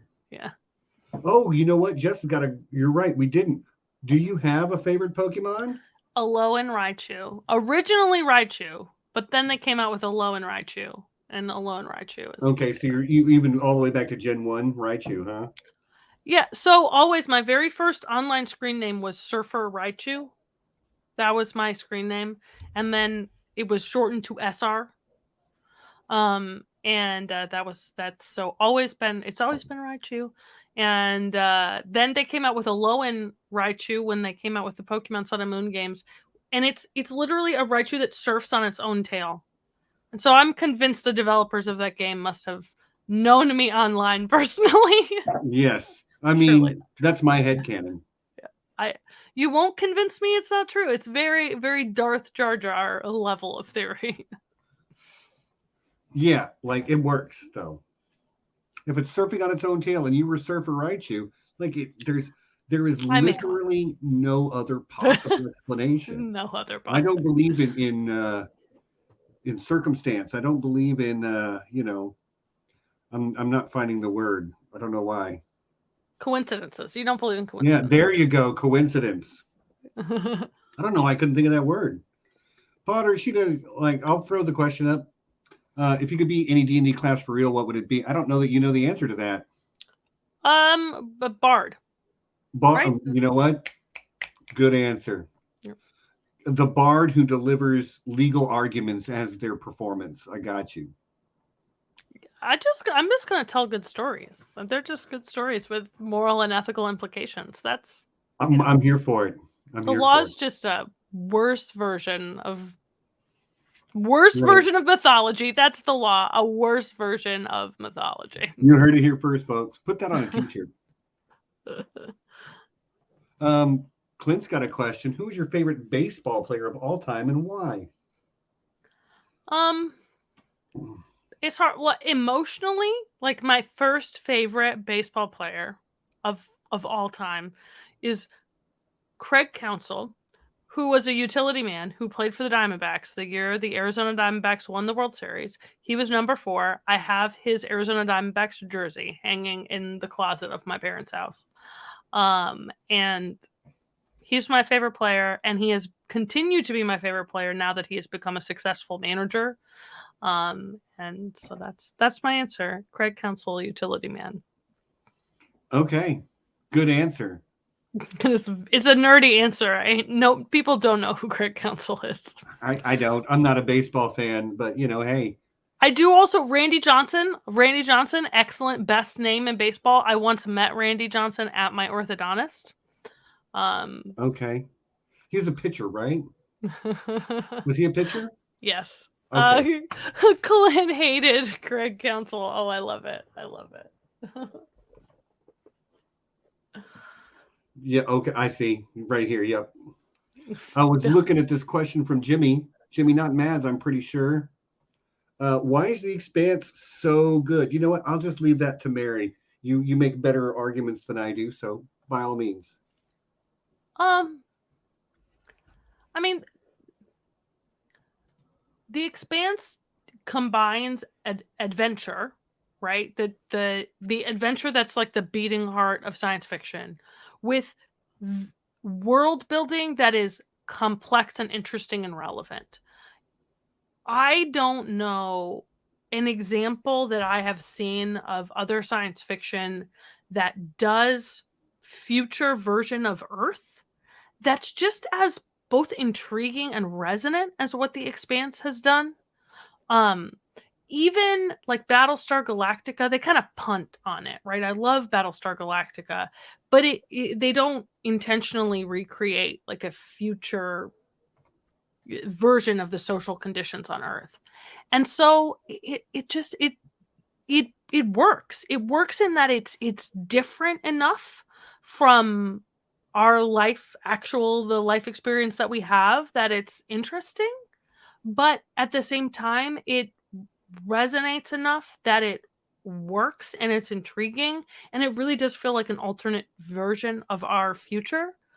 And it's not overly dark, it's not overly optimistic. It's just that's my answer. That's what I got. So it really does such a great job of making you exercise your moral imagination while at the same time being like just this fucking pulp adventure story where you are rooting for the characters. It's great. I will just add to that the scientific realism in that show is very, very, very good. Like the only sort of concessions they make to science fiction that is sort of beyond what we can imagine right now is the Epstein drive, and then the proto-molecule, which the proto-molecule isn't even human anyway, so it gets a pass completely. And the Epstein drive just lets them cut down travel times from months to days or weeks. But yeah, I really do love the scientific realism in it, as well as good science fiction. And I'm sure you'll agree, this popped into my head when we were talking about science fiction earlier. Good science fiction is a story set in the future, but about the present. And right, yeah. And The Expanse does that really well. It tells stories that have meaningful reflection of the world we live in today, here, now. They're telling stories about multiculturalism, about gender equality, about racial equality, about the injustices visited on colonized nations, all of that. And that's what makes it so good. There you go. So I got in my 2 cents as well. Bravo.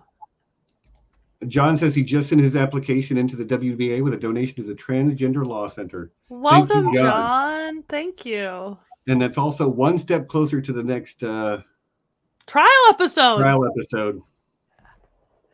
I know you're getting close now, getting real close. Yeah, I'm excited. That was I don't know if I have been one of the things I've done in my life that I am the most proud of being involved in. We came out really great, and I'm excited to do another one. Yeah. I loved that one too. I really loved that you brought Lyanna Stark in to have her own freaking voice for once. Again, just and good friend, shared friend of ours, Maddie, did that voice, and she was so good. And we also found out that the Neckish accent is really rad. But yeah, go listen to that. The horny trial of Rhaegar Targaryen. If you haven't listened to that, maybe start there if you've not done the learning hands yet. It's a good place to start. It's very It's a good place to start. Yeah, awesome. Guys, we got about 20 minutes left. So and the chat has been going by pretty quickly. So there's invariably some questions I've missed. If there is a question you would like to have Mary answer, bear in mind, be respectful. We're not going to ask her address or, we're not doing that. But if there is a acceptable question, yeah, go ahead and post it in the chat, and we'll try to get to as many of those as we can. However, I do have a couple of questions that I always ask every guest, and I'm going to ask them to you now. Okay. First, is a hot dog a sandwich? Yes. I'm glad you agree. People are too precious about what a sandwich is. Does pineapple belong on pizza? Yes. Okay, we disagree there, but I don't hate people for putting pineapple on pizza, but just keep it off mine. Pineapple, bacon, pepperoni, jalapeno. Excellent pizza. All right. Okay. I like this one. Is oatmeal soup? No. I like that one, though. Yes, Valdez, I'm stealing that for future use. I mean, I see where you're going, but no. Right. Aaron would like to ask, what is your favorite food? I used to answer that sushi was my favorite food, specifically salmon sushi was my favorite food, and it might be. Currently my favorite ingredient is jalapeno. Fresh jalapenos is if you're what single food is holds my allegiance in terms of flavor, fresh jalapenos. I love fresh jalapenos. Right on. Who makes the best breakfast burrito? Me. Okay, a fine answer. Yeah. I would love to try that. Do you make it with chorizo? I'm a bacon. I don't. If I do a breakfast burrito with sausage, I like breakfast sausage, not chorizo. Those are great too, but I'm a chorizo lover myself. Fair enough.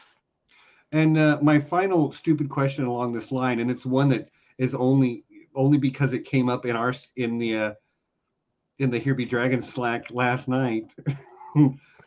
Are mashed potatoes just Irish guacamole? No, I don't know. Mashed potatoes don't. No. Guacamole has flavor. Mashed potato. They're not even the same category. Okay. They're not in the same category of food. No. Wow. Okay. Get a little hate for the mashed potato. I see. I like mashed potatoes. They're just not. They're not the same. One is like a condiment, and the other is a side. I got you. See, I disagree. You can take your chicken strip, you dip it in the mashed potatoes. It is a condiment. No. No carbs on carbs. I don't. It's not a thing. I don't like it. I like mashed potatoes. I just don't. I got you. Yes, pierogies are Polish tacos. Also, pierogies are excellent. Yes, I'm glad we've arrived back together here at the end. Okay, something a little more. What hat that you wear, i.e., the nerd, lawyer, skydiver, scuba diver, wife, mother, gives you the most satisfaction? That's a difficult question. I think it depends on the day. There are days where the lawyer hat is great, and there are days where the lawyer hat is a slog. I mean, and I think that it's difficult. This is a good question, right? It's a good question, but I also am not. I can't divide myself that way. Yes, it's a very lawyer answer, but I don't.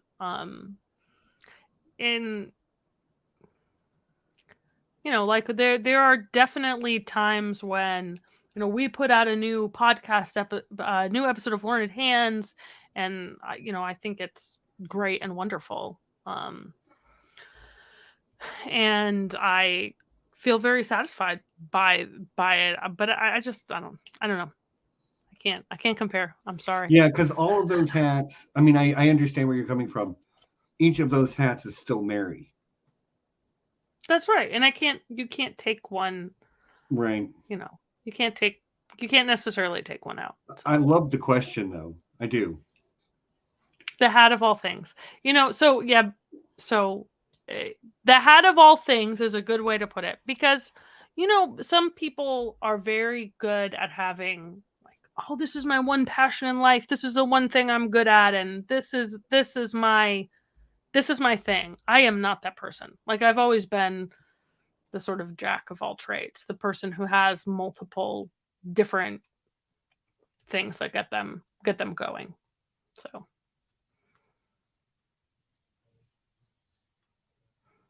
My apologies. Sneeze? It's fine. I stopped talking at an unfortunate moment. Oh, it's fine. Like, there wasn't a whole bunch of dead air. There's not been much dead air at all this stream. It's always nice when I have a guest who can, talk about things. Okay, so y'all get your last few questions in, but we're going to go down this road, Merry, because this is one that I've been waiting to ask you this for a long, long time. Oh boy. You have lived a very interesting life. Have I? I think so. Skydiving, and like, I know in high school you did all the We the People champion. That's Clint. That's Clint. I am a national champion in extemporaneous and persuasive and impromptu speaking in college. There you go. Like, that's interesting. And the skydiving and the podcast and the law school and the diving and the cool mom, like, y'all, the decorating your house for holidays, that you are legendary in my mind for that. Like, you do not play around when it comes to decorating for the holidays. Like 70 inflatables, in case you don't have the context. Like 70 Christmas inflatables, maybe like 40 Halloween inflatables. Yeah, I've seen the pictures. It's incredible.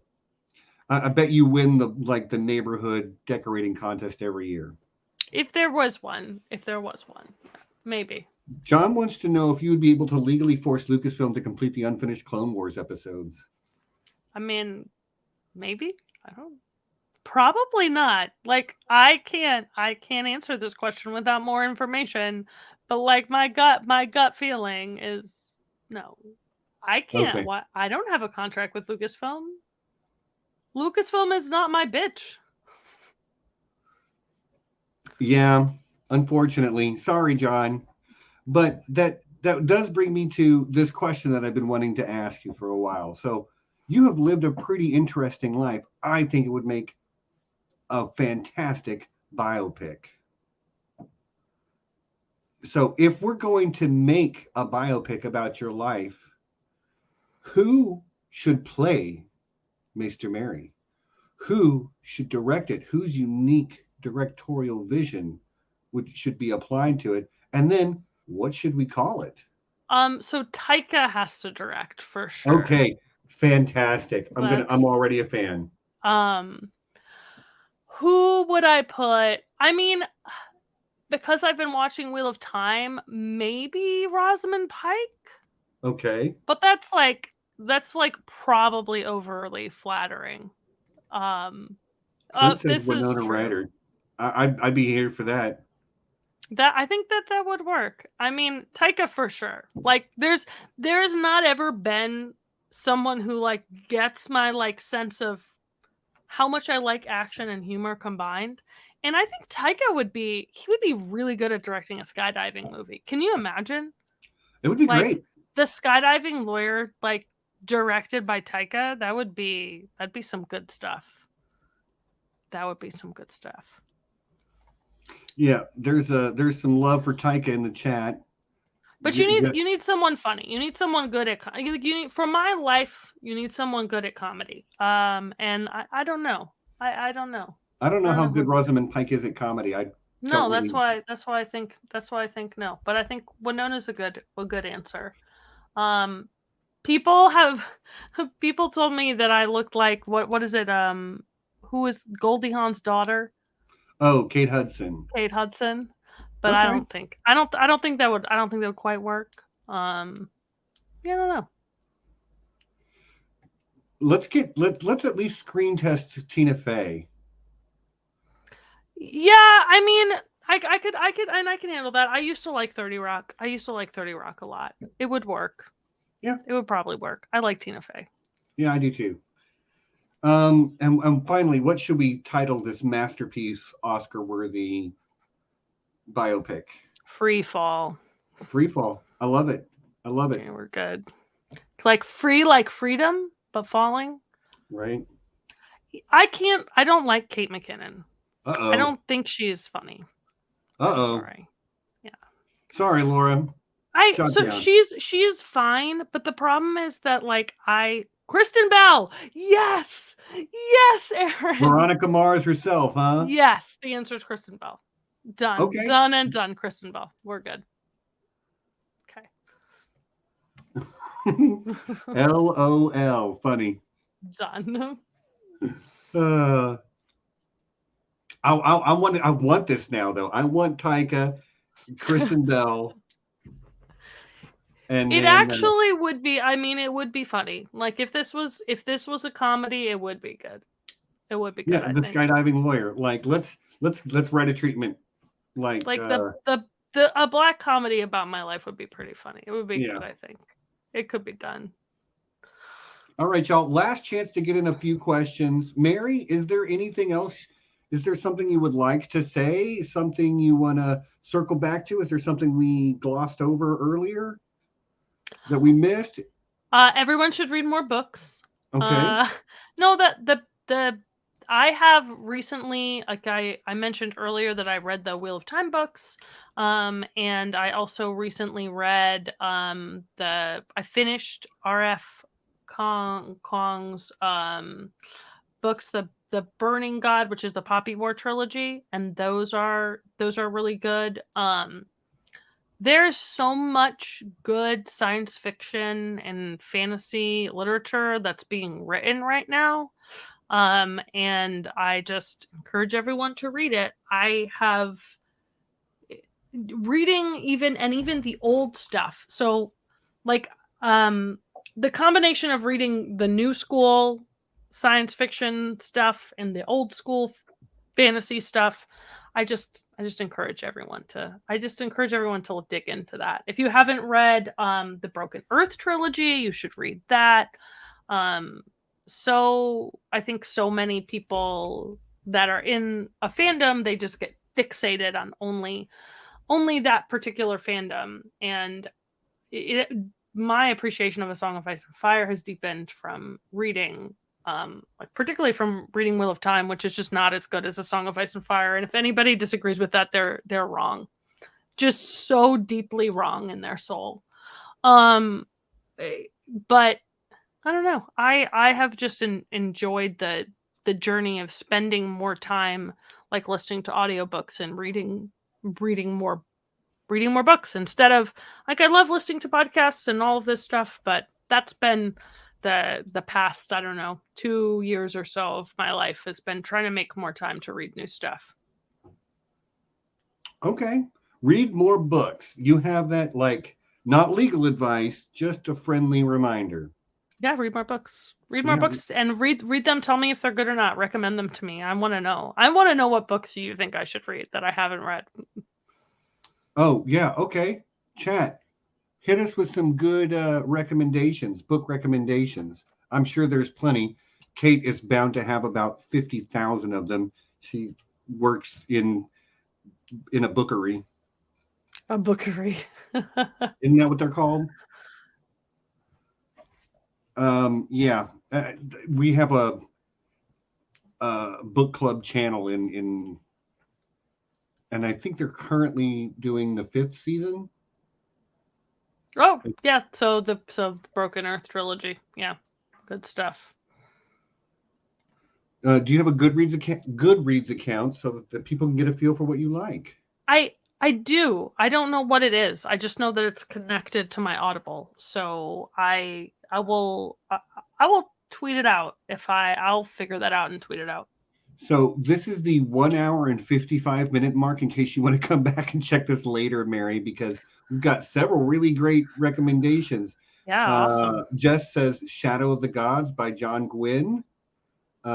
China Myville's Perdido Street Station and The Scar. Kate recommends the Witcher books. Ridiculous Ed Tollett recommends Asimov. Asimov is fine. He's a little dated at this point, I feel. It's good to have a balance. I think it's really awesome to have a balance between reading, quote, the classic canon, which no one should ever have to read, but it's always good to have a balance, right. I think. Yeah. Potter wants to know, what is your favorite poultry-based science fiction film? Star Wars Chicken? Okay. He's fishing for Howard the Duck. It's sort of a meme on this channel. Well, it's Robot Star Wars Chicken, right? What's that thing? Robot Chicken Star Wars. Robot Chicken Star Wars. Yeah. You know what, Potter? She found a way around it. It's a fine argument right there.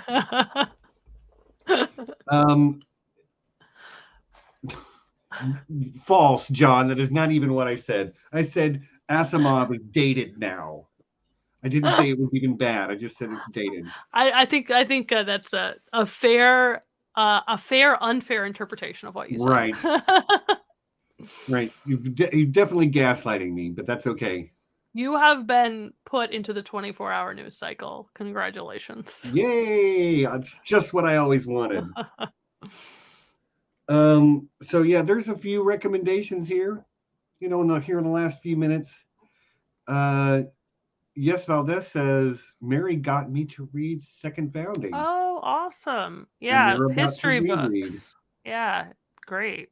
That's another thing. People should read more history. I am about to start reading Against the Grain, which is basically a history book that's questioning whether or not the transition to the agricultural mode of production was as good a thing as we thought it was for humanity. Behind hunter-gatherer society? Yeah. Okay. What's this called? It's called Against the Grain. Okay, that's interesting because I've heard that argument before. And it's usually made badly. But this is supposedly a really good book. I read a great review of it because it was referenced in something else I was reading, and so that's my next history book to pick up. But the Second Founding, if anyone is interested, it's by Eric Foner, and it is a book about the post-Civil War amendments. And it very, very much recommended. It's an excellent book, and it's a relatively quick read as far as history books go. Oh, you know what? I'm going to ask you. There is a question that one of our longtime supporters is Jaded Redhead, Kelly, good friend. She's probably working right now, which is why she's not here live. But I would be remiss if I didn't ask her favorite question that she likes to ask during every I Know That Nerd. She likes to know, what is the best concert you've ever been to? And what's the worst concert you've ever been to? The worst concert I've ever been to was the Pop-Tarts American Idol tour for the second season of American Idol. Okay. The best concert. Yeah, that sounds awful without any further explanation. The best concert I ever went to.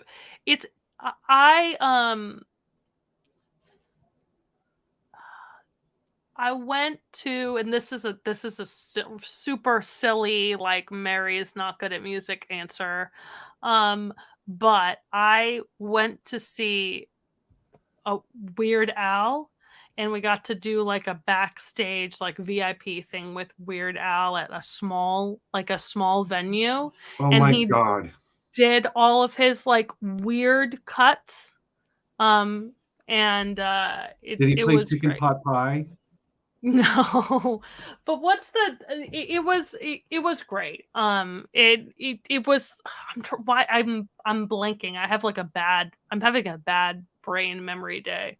But it was great. Like Weird Al is delicious. He's wonderful in concert. I said delicious, which is funny. But I've seen Weird Al like 3 or 4 times. But yeah. Wow. I've never actually seen him live. I would love that though. I've been a Weird Al fan like when I heard Eat It the first time back in 1984 or whatever it was, I was instantly a fan and have been ever since. Have you seen his movie UHF? We have a signed UHF poster. Like literally, if you walked over into the other room, when we did the behind the scenes thing with Weird Al, we got a poster, the movie poster for UHF signed. It's like literally 20 feet away from me right now. Yeah, fantastic. You just earned points with several people. That movie has come up a few times in conversation just with my friend group. And it's a great movie. It's an excellent movie. It's so funny and so stupid. It's so good. Like you have to be really smart to write something that stupid. No, I mean, Weird Al is great. That whole biopic that's coming out with him with Daniel Radcliffe playing him, I don't know if it's gonna be good or not, but I'm just fascinated because Weird Al is iconic.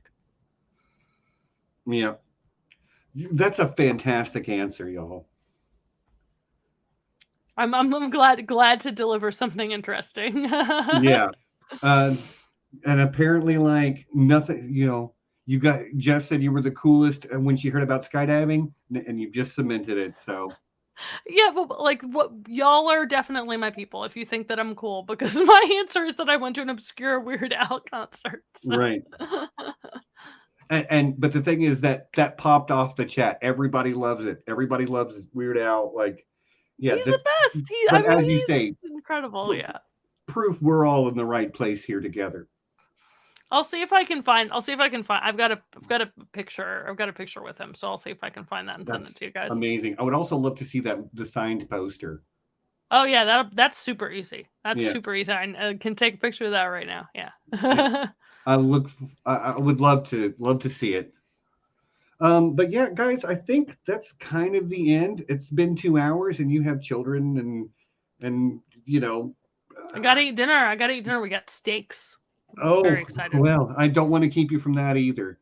So yeah, I guess this is the end, y'all. To everyone who is here in the chat right now, live, thanks so much for hanging out with us. We had really great numbers the whole time this week, Mary.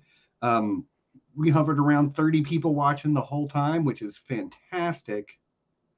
And so to everybody who's still here right now, thanks for hanging with us all the way to the end. If you are getting here on rewatch later, thank you also, just not quite as much, We still love you, but like our love has gradients, like there are levels, and your love transcends time. It does. Like I still feel love for those people, but like it's strongest closest to the source. You know what I mean? No, I know it's Sunday night and a lot of people have other things going on, but yeah. Thanks for watching. Make sure to hit that thumbs up button. Make sure to subscribe to the channel if you haven't. Again, I would take it as a personal favor if you did that. Thank you so much. And Mary's, you've got the Learned Hand podcast. It's got an episode on the right to rebellion coming up soon. Do you know when that's going to drop? No. Hopefully it'll be in the next 2 weeks. Okay. And yeah. Yeah. We're aiming to record tonight, but it didn't quite work out. So hopefully it'll be in the next week or so. But hashtag soon coming new content from the Learned Hands podcast about the right to rebellion. I'm looking forward to it. And then come back here next week where we'll be talking about season 2 of What We Do in the Shadows, a really fun, stupid, silly vampire mockumentary. Yeah. So, and last but not least, thank you, Mary, for for doing this. It was such a blast to finally get to sit down with you and get to know the nerd a little better, as it were. This was great. This was so much fun. Thank you. Like, we do a lot of stuff on this channel, and I love my co-hosts, but these are always my favorite. Please don't be insulted, Jon and Nessie. You guys are awesome, but there is something about this just, friendly conversational one-on-one type thing that's just a lot of fun. I'm glad that I now know who is directing the movie about my life as well as playing in it. So this is all. This has been a very important personal revelation for me. Yeah, I mean, we got there together. I'm glad that the chatters helped you along the way. You knew Taika, but it took some work to get to Kristen Bell. But once we got there, we knew it's good. And I'm feeling really good about it. So I am too. All right, y'all. Well, we will see y'all next week for some talk about a vampire mockumentary. And until then, you know what it is. Peace and be excellent to each other.